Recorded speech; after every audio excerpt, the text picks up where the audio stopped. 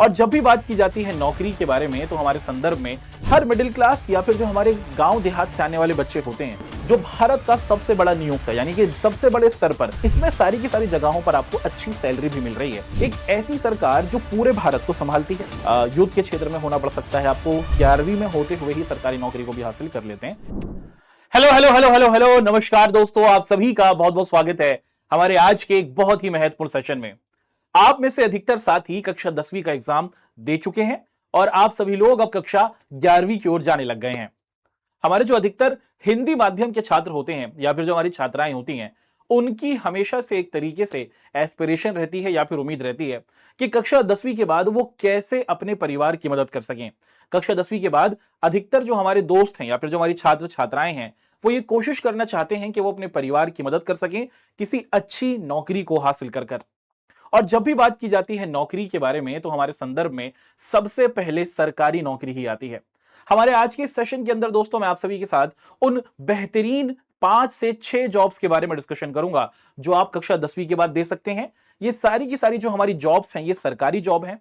हर एक अधिकतर जो हमारे मध्य वर्गीय परिवारों से आने वाले लोग होते हैं, उनकी यह ख्वाहिश होती है कि वो कहीं ना कहीं सरकारी नौकरी को हासिल करें। तो चलिए डिस्कशन करेंगे दोस्तों हमारे आज के सेशन के अंदर कि कक्षा 10वीं का जो एग्जाम दे चुके हमारे बच्चे हैं वो इनमें से कौन से एग्जाम्स की प्रिपरेशन कर सकते हैं और आसानी से इन जॉब्स को हासिल कर अपना और अपने परिवार का जो भविष्य है उसको सेफ और सिक्योर कर देते हैं। तो चलिए स्टार्ट करते हैं दोस्तों, बात कर लेते हैं कक्षा 10वीं के बाद वो जो हमारी सरकारी नौकरियां हैं जिसके अंदर आप अपना शानदार करियर बना सकते हैं, उसी के साथ साथ इसके अंदर आपको स्थिरता देखने को मिलती है। अधिकतर अगर आप लोग प्राइवेट नौकरी या फिर अगर आप लोग किसी प्राइवेट जॉब को करते हैं, उसके अंदर आज आपके पास है जॉब, कल नहीं, इस तरीके का डर बना रहता है। लेकिन गवर्नमेंट जॉब का या फिर सरकारी नौकरी का सबसे बड़ा फायदा जो देखने को मिलता है कि अगर एक बार आपकी सरकारी नौकरी लग जाती है तो आप रिटायरमेंट तक इस जॉब के अंदर रहते हैं, जो अधिकतर भारत के जो लोग हैं वो कहीं ना कहीं हासिल करने की कोशिश करते हैं। तो इसका हम लोग क्या करेंगे बेटा, संपूर्ण जो हमारा ब्लूप्रिंट होगा उसको डिस्कस करेंगे। तो चलिए स्टार्ट कर देते हैं। सबसे पहले हम लोग कुछ बातों को डिस्कस करना चाहेंगे, क्या कि सरकारी नौकरी ही क्यों, है ना, और ये सरकारी नौकरी ही आपको क्यों हासिल कर लेनी चाहिए। देखिए इसकी सबसे बड़ी वजह जो आपको ध्यान रखने की है कि आप में से अधिकतर जो हमारे साथी हैं वो ग्रामीण परिवेश से हैं और अधिकतर जो हमारे दोस्त हैं या फिर जो हमारे प्यारे बच्चे हैं वो मध्य वर्गीय परिवार यानी कि मिडिल क्लास फैमिली से आते हैं। हर मिडिल क्लास या फिर जो हमारे गांव देहात से आने वाले बच्चे होते हैं, उनके लिए अपने भविष्य को सेव करने का या फिर अपने भविष्य को सुरक्षित करने का सबसे आसान तरीका सरकारी नौकरी ही होता है। सर ऐसा क्यों है? अगर आप बात देखें दोस्तों कि सरकारी नौकरी के अंदर जो सबसे महत्वपूर्ण बात हमें देखने को मिलती है वो है स्थिरता। यानी कि अगर आपने एक बार सरकारी नौकरी को हासिल कर लिया, जब तक आप रिटायर नहीं होंगे यानी कि जब तक आपकी एज या फिर उम्र 60 साल नहीं होगी, आपसे वो सरकारी नौकरी नहीं ली जाती है। अधिकतर मामलों में ऐसा ही होता है। तो स्थिरता की वजह से कि आपकी जॉब सिक्योर रहती है, सेफ रहती है, लोग सरकारी नौकरियों की तरफ जाते हैं। और सबसे एक और इंटरेस्टिंग बात है कि इसके अंदर जो काम के घंटे होते हैं वो निर्धारित होते हैं। आपको दिन में 8 घंटे काम करना होता है और इस 8 घंटे के अंदर एक तरीके से आपके ऊपर आप देखते हैं दोस्तों कि ज्यादा प्रेशर नहीं होता है। प्राइवेट जॉब्स के अंदर आपको ज्यादा प्रेशर कहीं ना कहीं देखने को मिल जाता है। उसी के साथ साथ दोस्तों आप देखिए कि आपका भविष्य सेफ रहता है। अगर आपने एक बार क्या किया, सरकारी नौकरी को हासिल कर लिया, आप और आपका परिवार हुआ, चाहे आपके माता पिता हो या फिर भविष्य में जब आपकी खुद की फैमिली होगी, जब आपके बच्चे पति पत्नी होंगे, तो उनका जो भविष्य होता है वो कहीं ना कहीं हमें सेफ देखने को मिलता है।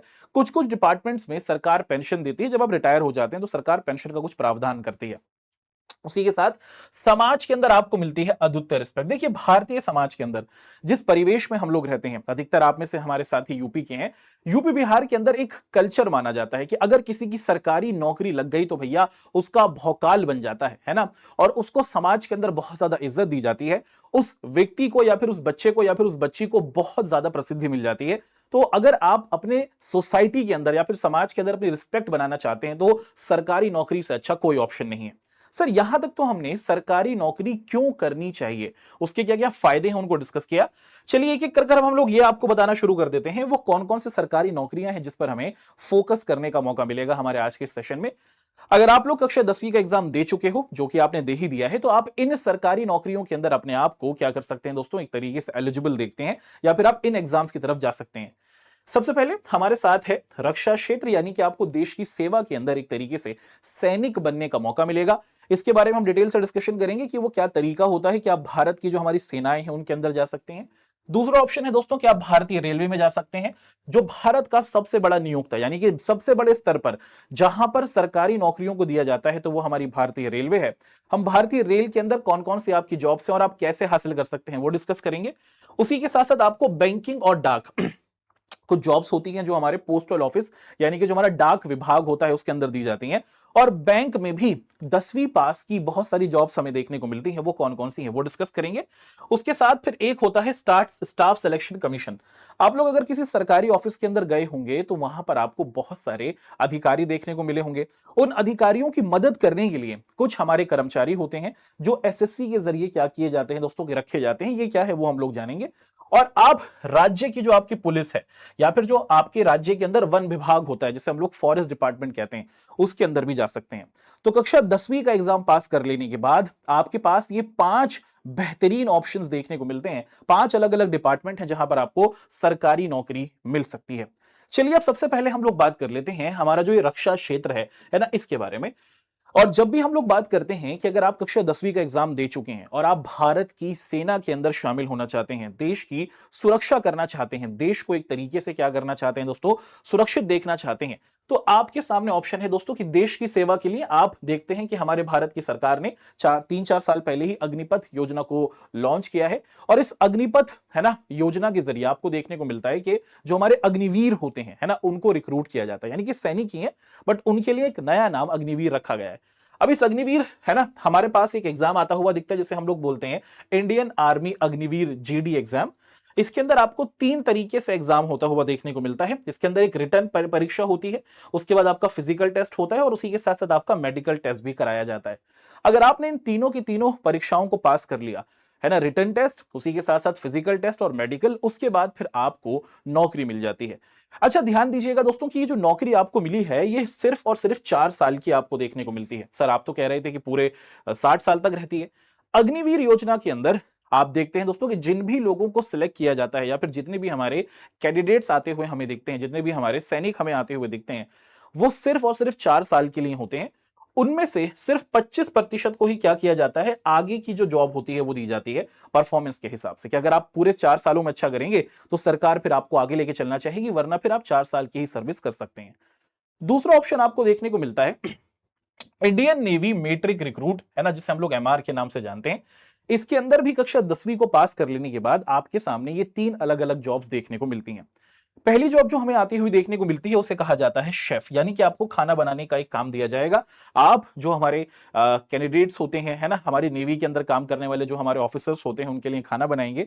शेफ एक जॉब होती है। उसी के साथ साथ आपको देखने को मिलता है दोस्तों स्टूवर्ड्स, यानी कि आपको हाउसकीपिंग हुआ, साफ सफाई करना हुआ या फिर जो स्टोर का सामान रखना होता है उसके अंदर आपको कक्षा 10वीं के बाद रखा जा सकता है। इसमें सारी की सारी जगहों पर आपको अच्छी सैलरी भी मिल रही है, ये बात याद रखिएगा। तीसरी चीज दोस्तों कि आपको हाइजीनिस्टिक, यानी कि आपको ध्यान रखना होगा कि एक मैनेजर होता है जो साफ सफाई पर नजर रखता है कि लोग सही तरीके से जो हमारे बड़े बड़े पानी के जहाज है वहां पर साफ सफाई उपस्थित है कि नहीं। तो कक्षा 10वीं के बाद अगर आप लोग रक्षा क्षेत्र के अंदर जाना चाहते हैं तो आपके पास है अग्निवीर, हमारी जो योजना भारत सरकार की, या फिर जो हमारे आपको देखने को मिलता है कि जो हमारी है ना नेवी है उसका जो पूरा का पूरा स्ट्रक्चर है जो मैंने आपके सामने पीछे डिस्कस किया, आप देख पाए यहां पर है ना, इनके अंदर आप जा सकते हैं। अच्छा अब अग्निवीर योजना यानी कि जो हमारा पूरा का पूरा आपको देखने को मिला दोस्तों कि जो तंत्र रहा था सेना से संबंधित, उसके बाद अब हम आपको लेके चलते हैं रेलवे के बारे में। अगर आप नहीं चाहते हैं कि आप अपने घर को छोड़ें और अपने घर के आसपास या आप किसी सरकारी नौकरी को हासिल करें, तो मेरे हिसाब से ये सबसे बेहतरीन सरकारी नौकरी कही जा सकती है। भारत के अंदर हर साल हजारों नौकरियां आप देखते हैं दोस्तों कि हमारे रेलवे के अंदर आती हैं और जिसके अंदर हजारों बच्चों को यहां पर नौकरी मिलती हुई हमें देखने को मिल जाती है। कक्षा 10वीं के अंदर भारत में सबसे बड़े तौर पर जो सरकारी नौकरी देने वाला हमारा डिपार्टमेंट है या फिर जो संस्थान है वो इंडियन रेलवे है, यानी कि भारतीय हमारी रेल ही हमें देखने को मिलती है। अब अगर हम लोग बात करें इस भारतीय रेल के अंदर भी हमारे सामने 3 जॉब्स आती हुई दिखती हैं।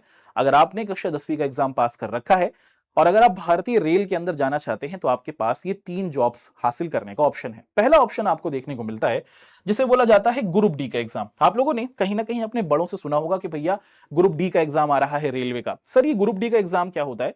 ग्रुप डी का एग्जाम का मतलब है दोस्तों कि एक तरीके से आपको ट्रैक टर्नर, यानी कि जो रेल का हमारा ये एक तरीके से पूरा का पूरा आपको देखने को मिलता है, ट्रैक है ये जो आपको देखने को मिल रहा है कि रेल की पटरी है, इस रेल की पटरी की निगरानी करने वाले को हम लोग क्या कहते हैं दोस्तों? के ट्रैक ट्रेनर कहते हैं, जो नजर रखता है कि रेल की पटरी सही तरीके से है। 10वीं के बाद आप इसके अंदर इस जॉब में आ सकते हैं, आपको एग्जाम पास करना होता है। और उसी के साथ साथ पोर्टर, यानी कि जो सामान का ध्यान रखता है रेलवे में, है ना, तो ये एक जॉब है। इसके अंदर आपकी एज 18 से 33 साल होनी चाहिए, और अगर आप 10वीं पास हैं तो आप ग्रुप डी का एग्जाम पास कर इस नौकरी को हासिल कर सकते हैं, जो बहुत अच्छी सैलरी आपको देती है। दूसरा, रेलवे के अंदर ही आपको आरपीएफ कांस्टेबल, यानी कि जो हमारी रेल है ना, उसका ही एक रेलवे पुलिस होती है। और इस रेलवे पुलिस के अंदर आपको देखने को मिलता है दोस्तों कि आप कक्षा 10वीं के बाद क्या कर सकते हैं कि एक तरीके से सिपाही के तौर पर अपनी नौकरी हासिल कर सकते हैं। ध्यान देने वाली बात यह है दोस्तों कि अगर आप लोग रेलवे की हमारी जो पुलिस है इसके अंदर शामिल होना चाहते हैं, तो आपकी आयु 18 से 25 साल होनी चाहिए, और आपको फिजिकल टेस्ट पास करना होगा, और उसी के साथ साथ आपको रिटर्न टेस्ट भी पास करना होगा। रेलवे के अंदर एक तीसरी जॉब भी हमें आती हुई देखने को मिलती है, लेकिन ध्यान देने वाली बात यह है बेटा कि हमारा जो ये रेलवे की तीसरी जॉब है, इसे हम लोग एएलपी या फिर टेक्नीशियन के नाम से जानते हैं। और इसके अंदर आपने कक्षा 10वीं पास की हो, और उसके बाद एक एक आपको देखने को मिलता है दोस्तों कि आईटीआई का जो डिप्लोमा होता है ना, आईटीआई है ना, एक आपको संस्थान देखने को मिलता है जिसके अंदर अलग अलग प्रकार के कोर्सेज कराए जाते हैं, जैसे इलेक्ट्रीशियन का काम करना हुआ, जैसे आप देखते हैं दोस्तों कि एक तरीके से है ना, जो बड़ी बड़ी मशीनें होती हैं उसको मरम्मत करने वाले जो हमारे कारीगर होते हैं। तो कक्षा 10वीं के बाद अगर आपने आईटीआई से कोई अपना डिप्लोमा कर रखा है, तो आप क्या कर सकते हैं कि आप इस पर्टिकुलर संस्थान के अंदर एएलपी टेक्नीशियन की जॉब को हासिल कर सकते हैं। तो ये 3 जॉब्स रेलवे आपको देता है। हमने बात करी यहां पर आप सभी के साथ हमारा जो है ना रक्षा क्षेत्र था वो, और उसी के साथ साथ जो भारतीय रेल थी उसके बाद। अब यहां पर हम लोग डिस्कशन कर लेते हैं कि हमारे पास होती है केंद्र सरकार। केंद्र सरकार का मतलब क्या है? एक ऐसी सरकार जो पूरे भारत को संभालती है, और इस पूरी भारत के अंदर जो हमारे भारत को संभालने वाली ये सरकार है, इसके लिए हमारे पास बहुत सारे कर्मचारी होते हैं। भारत की सरकार अपने ऑफिस के अंदर इन कर्मचारियों के लिए एग्जाम कराती है, और इसको हम लोग बोलते हैं एसएससी एमटीएस का एग्जाम, है ना। और इसके अंदर आपको देखने को मिलता है दोस्तों कि जैसे फाइलिंग हुई, जो फाइल होती है सरकार की उसका रिकॉर्ड रखना हुआ, कार्यालय के अंदर जो आपके सामान्य काम हुए, है ना, उसी के साथ साथ जो आपके बड़े अधिकारी होते हैं उनको सपोर्ट करना, ये सारी की सारी जिम्मेदारी एसएससी का जो हमारा ये एमटीएस एग्जाम होता है, या फिर जिसे हम लोग सीएचएसएल के नाम से भी जानते हैं, कक्षा है ना, आप देखते हो दोस्तों कि 12वीं के बाद आप दे सकते हैं सीएचएसएल, और 10वीं के बाद ये एमटीएस का एग्जाम आप दे सकते हैं। ध्यान दीजिएगा दोस्तों कि 10वीं का स्तर है, लेकिन इसके अंदर ना जो एग्जाम कराया जाता है उसके अंदर जो कंपटीशन है वो कहीं ना कहीं थोड़ा टफ होता है। तो आपको कक्षा 10वीं से ज्यादा लेवल के सवाल पेपर में पूछे जाते हैं। तो आपने रेलवे के बारे में देखा, आपने भारत की सेना के बारे में देखा, और एसएससी एमटीएस जो हमारा ये जॉब आपको आती हुई देखी जिसके अंदर आप ऑफिस संबंधित काम करेंगे, है ना, वो आपने यहां पर समझा। अब आ जाते हैं चौथी जॉब की तरफ, जो काफी ज्यादा इंटरेस्टिंग आती हुई देखने को मिलती है, और अधिकतर जो हमारे बच्चे या बच्चियां हैं वो इस जॉब को हासिल करना चाहते हैं। इसे हम बोल रहे हैं राज्य पुलिस कांस्टेबल। अब ये जो हमारा राज्य पुलिस कांस्टेबल होता है, देखिए हर राज्य की एक अपनी अलग पुलिस होती है। यूपी की यूपी पुलिस, बिहार की बिहार पुलिस, है ना, पंजाब की पंजाब पुलिस, और हर पुलिस डिपार्टमेंट के अंदर हमारे होते हैं कांस्टेबल या फिर सिपाही। अब ये जो हमारे कांस्टेबल होते हैं ये बहुत ज्यादा सम्मानित जॉब मानी जाती है, और इनकी जिम्मेदारी होती है कानून की व्यवस्था को बनाए रखना अपने राज्य विशेष के अंदर। तो अगर आपने कक्षा 10वीं और 12वीं की परीक्षा को पास करा हुआ है, अधिकतर कहीं कहीं पर 10वीं पर भी चल जाता है, कहीं कहीं पर 12वीं को भी मान्यता दी जाती है। तो अगर आपने इन एग्जाम्स को पास करा होता है, अगर आपकी क्वालिफिकेशन 10वीं 12वीं है, उसके बाद अगर आप एग्जाम पास कर लेते हैं, फिजिकल टेस्ट होता है उसको पास कर लेते हैं, तो आप कांस्टेबल के तौर पर नियुक्त कराए जा सकते हैं, ये हमने देखा। फिर हमारे सामने होता है फॉरेस्ट गार्ड। अब ये फॉरेस्ट गार्ड का मतलब क्या है? हर राज्य विशेष के अंदर हमारे जंगल होते हैं, और इन जंगलों पर नजर रखने के लिए हमें चाहिए होते हैं जंगल के अधिकारी। तो अगर आप देखें दोस्तों कि अगर आप प्रकृति से प्रेम करते हैं, है ना, जंगल को स्वच्छ रखना चाहते हैं, तो इसके अंदर आपको एक टेस्ट देना होता है। रिटर्न टेस्ट देने के बाद आपका फिजिकल टेस्ट होगा, और अगर आप फिजिकल टेस्ट पास कर लेते हैं तो आप फॉरेस्ट गार्ड की जॉब हासिल कर सकते हैं। ये भी बहुत बेहतरीन हमारी 2 जॉब्स हमें देखने को मिल जाती हैं। बढ़ते हैं आगे, और अब बात कर लेते हैं दोस्तों की एक तरीके से एक और जॉब है जो सरकारी नौकरी के संदर्भ में हमें आती हुई दिख रही है। इसके अंदर हमारा होता है इंडियन पोस्ट जीडीएस, है ना, यानी कि जो हमारा पोस्ट ऑफिस है, जो हमारा डाक विभाग होता है, वहां पर आप कर सकते हैं, या फिर जो हमारे ग्रामीण डाक व्यवस्थाएं होती हैं, हर गांव के अंदर हमारे सरकार के द्वारा स्थापित किए गए पोस्ट ऑफिस होते हैं जहां पर चिट्ठियां डाली जाती हैं, तो उसके अंदर आपको यहां पर है ना नौकरी का एक संभावना मिल सकती है। और जो ग्रामीण छात्र होते हैं, जो ग्रामीण विशेष से इलाकों से आए हुए हमारे गांव देहात के बच्चे होते हैं, उनको ग्रामीण डाक सेवा के अंदर वरीयता दी जाती है। ऐसे ही आपको देखने को मिलता है जो हमारा आरबीआई है ना, वो क्या करता है, ऑफिस अटेंडेंट को भी रखता है ना। रिजर्व बैंक ऑफ इंडिया के अंदर क्या किया जाता है दोस्तों के ऑफिस अटेंडेंट होते हैं, जो बेसिकली सामान्यतः जिनको हम लोग चपरासी कह देते हैं, जो ऑफिस के अंदर सामान्य काम करते हैं, है ना। और इसके अंदर आपको ज्यादा क्वालिफिकेशन की नहीं, सिर्फ 10वीं की ही अधिकतर आवश्यकता पड़ जाती है, तो इस जॉब की तरफ भी आप जा सकते हैं। तो कक्षा 10वीं के बाद ये कुछ हमारी जॉब्स थी जिसके बारे में मैंने एक एक कर आपके साथ डिस्कशन किया। अब जितनी भी चीजें हमने डिस्कस की हैं, इसके अंदर कितनी कितनी क्वालिटीज और कितनी कितनी क्वालिफिकेशंस की जरूरत होती है, एक बार उसे हम लोग देख लेते हैं। अगर हम बात करते हैं, अगर आपको भारत की सेना में जाना है या फिर अगर आपको पुलिस में जाना है, तो आपके लिए फिजिकल टेस्ट होगा। आपका जो कार्य का स्वरूप है, यानी कि आपको फील्ड एक्टिविटी आपको है ना युद्ध के क्षेत्र में होना पड़ सकता है, आपको सिपाही के तौर पर आप देखते हैं कि शहरों में भागना पड़ सकता है, ऐसा होता है। और क्या सिर्फ कक्षा 10वीं के आधार पर आप ऐसा कर सकते हैं, इसमें कक्षा 12वीं की भी आवश्यकता हमें देखने को मिल जाती है। ग्रुप डी का जो हमारा एग्जाम हमें देखने को मिल दोस्तों कि इसके अंदर हमारा बेसिक स्ट्रक्चर जो होता है ना, वो हम देखते हैं, है ना। फिजिकल थोड़ा बहुत आपको करना पड़ जाता है।